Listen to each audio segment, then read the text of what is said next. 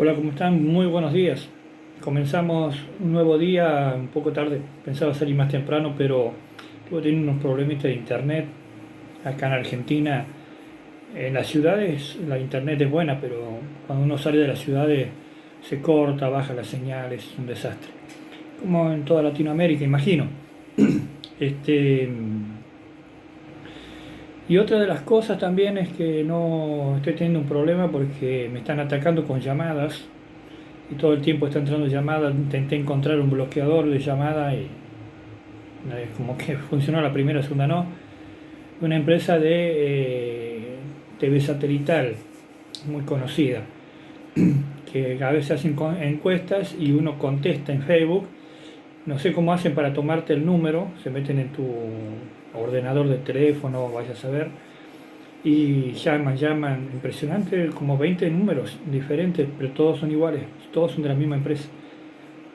Así bueno, ya le pedí que dejen de llamar, pero bueno, veremos. Que Dios nos ayude con este tipo de cosas. Que Dios nos bendiga en este día maravilloso, hoy día martes. Y bueno, esperamos que Dios esté en tu vida haciendo, trabajando, porque la obra que comenzó la va a terminar, dice la palabra del Señor. Pero también tenemos nosotros que poner nuestra parte, ser dóciles, para que el Señor pueda obrar en nuestras vidas. Así que bueno, este es mi anhelo, que lo que podamos compartir a través de este canal, la palabra de Dios, te ayude en el crecimiento, te ayude a sacarte ligaduras que muchas veces la misma iglesia, o pastores o siervos por desconocimiento o por mala intención, terminan poniendo sobre la congregación. Y lo que voy a compartirles hoy tiene que ver con lo que hemos estado viviendo en Argentina en el día de ayer, que hubo unas marchas.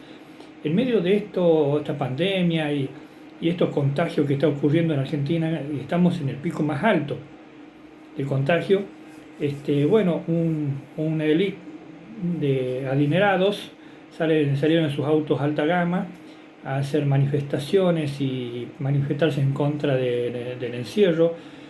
Pero no sé si habrá tal encierro, porque yo cuando las veces que salí para hacer una compra al supermercado o algo, he visto gente transitando normalmente.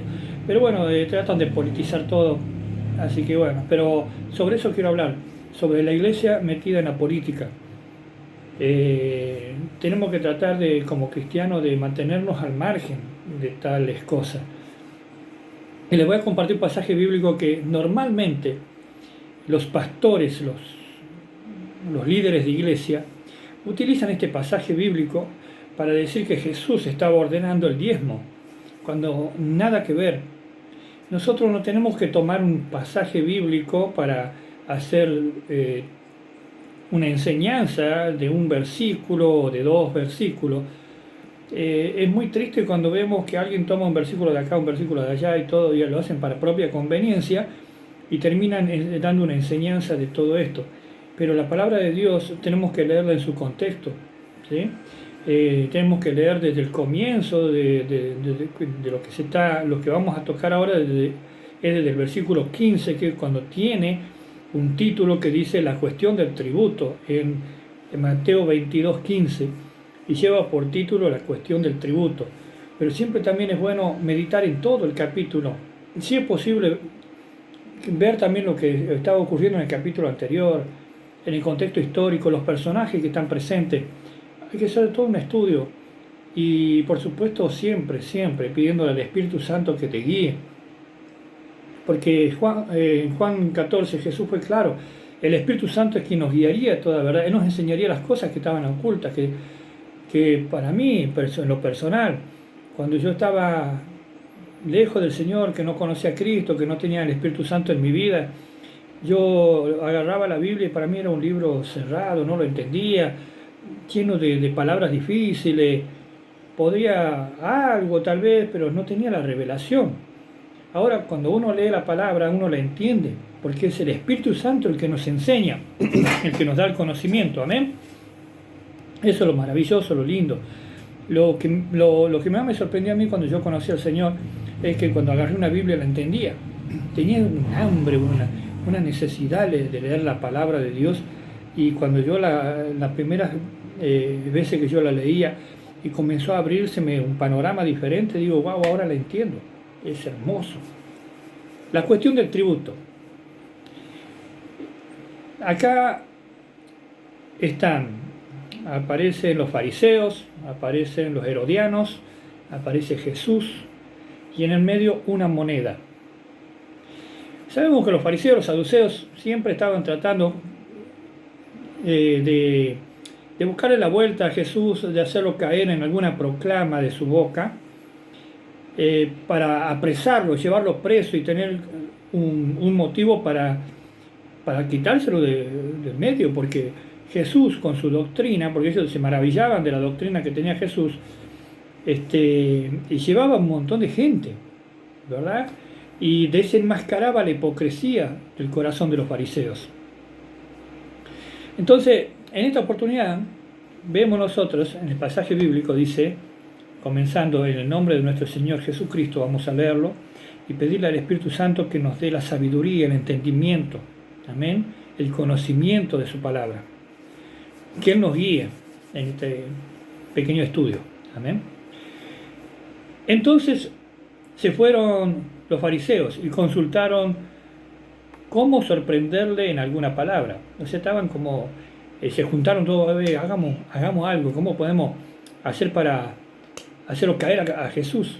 Y que quede enredado en sus propios dichos y lo podamos llevar preso, si es posible matarlo, porque se lo querían sacar encima.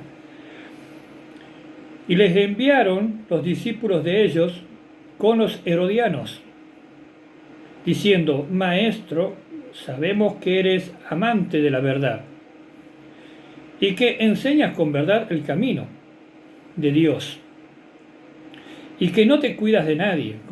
Mire por dónde viene Yo imagino a Jesús como haciendo así, ¿por dónde vienen esto, no?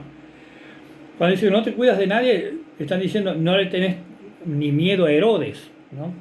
Todo el mundo temblaba con Herodes. Jesús, ¿no? Él es Dios en la tierra. ¿Qué va a tener miedo a un mortal? ¿No? Dice, porque no miras la apariencia de los hombres, o sea, si tenés plata o no. Hoy en día, en la iglesia entró, ¿quién es este que entró? No, este es un gran empresario, tiene como 5 empresas y tiene mucha plata, ¿no? Que se siente adelante, trátelo bien, un juguito, algo, un café, le vamos a dar doble profecía. Así es la hipocresía de las iglesias hoy en día también. Pero entra un mendigo, uno que pasó, un hombrecito que anduvo pidiendo y que anda mal trazado porque no tiene ni dónde dormir, capaz que le cierran las puertas de la iglesia o lo sientan al último, ¿no? Si tiene un poco de misericordia lo van a centrar al último, que no moleste, que no, ninguno se vaya a querer sentir incómodo con la presencia de esta persona pobre y que no está en condiciones bien vestida. Esa es la hipocresía que hoy vemos en la iglesia. Es muy triste, muy, muy triste. Versículo 17. Dinos pues, ¿qué te parece? ¿Es lícito dar tributo a César o no? Miré por dónde venía la trampa. Lo querían hacer que, como por eso habían llevado a los herodianos, que eran los seguidores de Herodes, para que después vayan y digan, Jesús, a Herodes, este Jesús anda diciendo que está mal darte los impuestos. Entonces, como los fariseos no querían lavarse las manos, Jesús tenía muchos seguidores. Los fariseos no querían enfrentarse con la cantidad de seguidores que tenía Jesús, que eran judíos.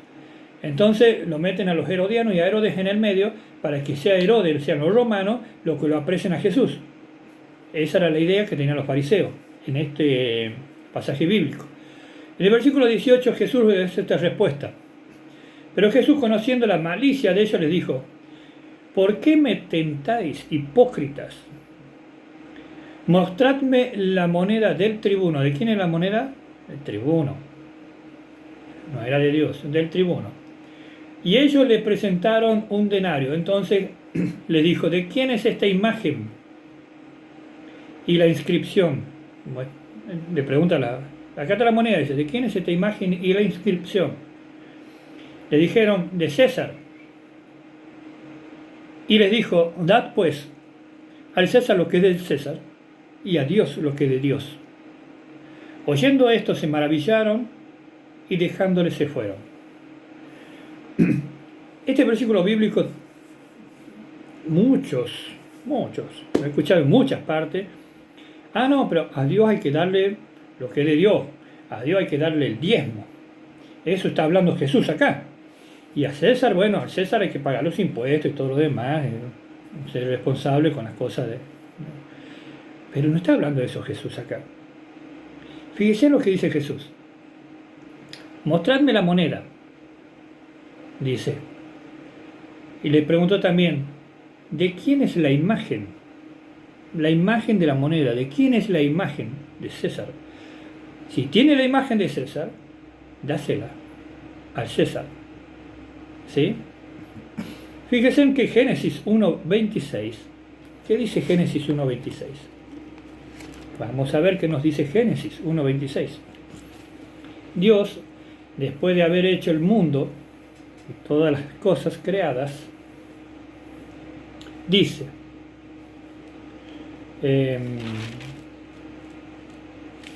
entonces dijo Dios, hagamos al hombre a nuestra imagen. ¿De qué está hablando Jesús acá entonces en el pasaje de Mateo? De la imagen. ¿Y a quién es imagen de quién somos nosotros? De Dios, según Génesis 1.26. Y según Romanos 8.29, vamos a buscar qué dice Romanos 8.29.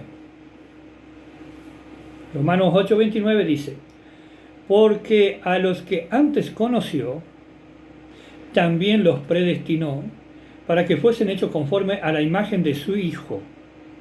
¡Wow! Estamos hablando de la imagen nuevamente. Porque la imagen del hombre, cuando peca en Edén, ¿verdad?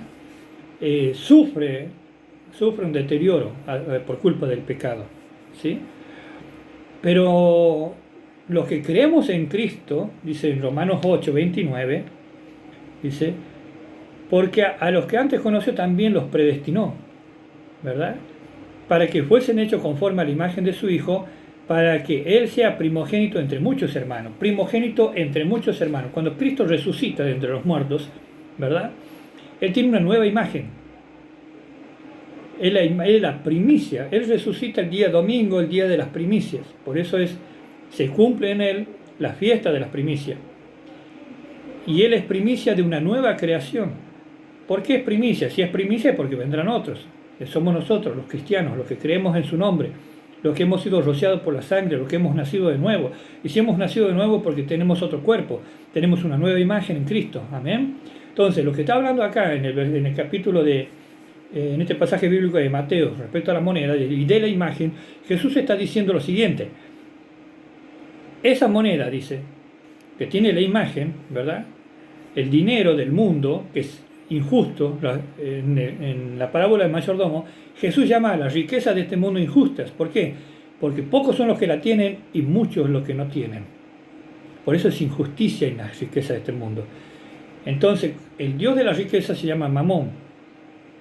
¿Sí? Y también Jesús en un pasaje bíblico habla que la raíz de todos los males es el amor al dinero. Entonces Jesús, enseñando todo esto, ¿a quién pertenece la moneda? Tiene la cara del César, a la imagen del César. Bueno, conclusión, la moneda tenía la imagen del César. Entonces, entreguen al César lo que tiene la imagen del César. Pero ustedes, que tienen la imagen de Dios, estaba diciendo Jesús, sus almas le pertenecen a Dios. Procuremos, lo que está hablando el Señor en este pasaje bíblico, es que como cristianos ganemos a eso que son la imagen de Dios para el Señor. Arrebatemos las almas de las manos de Satanás y las llevemos a los pies de Cristo. De eso está hablando el pasaje bíblico. ¿Sí? Dejemos para el César lo que es de este mundo, porque no, lo que es de este mundo se va a quedar en este mundo, no lo vamos a poder llevar. Entonces, al mundo lo que es del mundo, a Dios lo que es de Dios, y nosotros somos imagen de Dios. De eso está hablando el pasaje bíblico. No está hablando de diezmo, no está hablando de dinero, no está hablando de eso. Así que no se deje confundir. Sea sabio cuando usted vaya a una iglesia, escuche un pasaje bíblico, tome nota, lleve papel, lleve lápiz, anote los pasajes bíblicos, Cuando vaya a su casa, ore, escudriñe el pasaje bíblico, compare con otras versiones. No se quede solamente con lo que un pastor, un falso profeta, falso apóstol, lo que fuere, dice desde el púlpito.